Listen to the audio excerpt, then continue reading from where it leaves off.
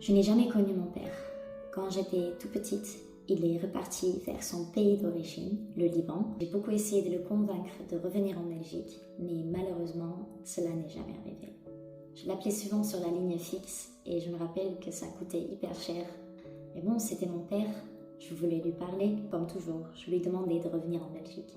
En cours, je l'ai attendu beaucoup de fois à l'aéroport parce qu'il me disait qu'il allait venir et il n'est jamais venu. J'ai pas tout de suite dit voilà, c'est fini. J'étais tout petite et je voulais connaître mon père. Je suis restée en contact avec lui. Je l'appelais souvent. On se parlait en français. Je crois que c'est pour ça aussi que le français est aussi proche de mon cœur. Il m'avait raconté qu'il regardait The Voice, qu'il adorait The Voice. Je me suis inscrite. J'ai participé. J'espérais un peu qu'il allait venir. C'était un peu naïf. Il n'est pas venu. Quelques temps après, je lui ai donné un ultimatum. Je lui ai dit ou tu viens maintenant ou tu viens jamais. Il m'a répondu avec beaucoup d'excuses. Alors pour moi, sa réponse était jamais. J'ai commencé à l'ignorer. Je lui ai dit voilà, pour moi c'est assez. Il m'a envoyé beaucoup de messages où il me disait je t'aime Habibti, tu me manques Habibti, donne-moi encore une chance Habibti. Je lui avais dit je te donne encore une chance, si tu me le demandes face à face. Viens me le demander ici, en face. Un an après, j'ai eu un appel où on m'a dit qu'il avait eu une hémorragie cérébrale. Je suis partie au Liban.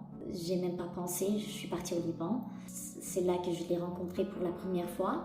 Rencontrer, c'est un grand mot, mais on a eu un moment très spécial que je tiens à cœur de ouf.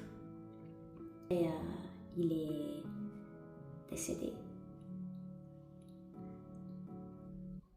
J'ai jamais vu sa tombe. Il est enterré au sud du Liban. Je ne sais pas si sa tombe est encore là, avec tout ce qui se passe là-bas. Alors, je ne sais pas si je pourrai le visiter un jour.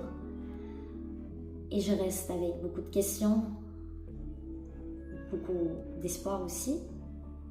J'ai mis tout ça dans une chanson qui s'appelle Habibti.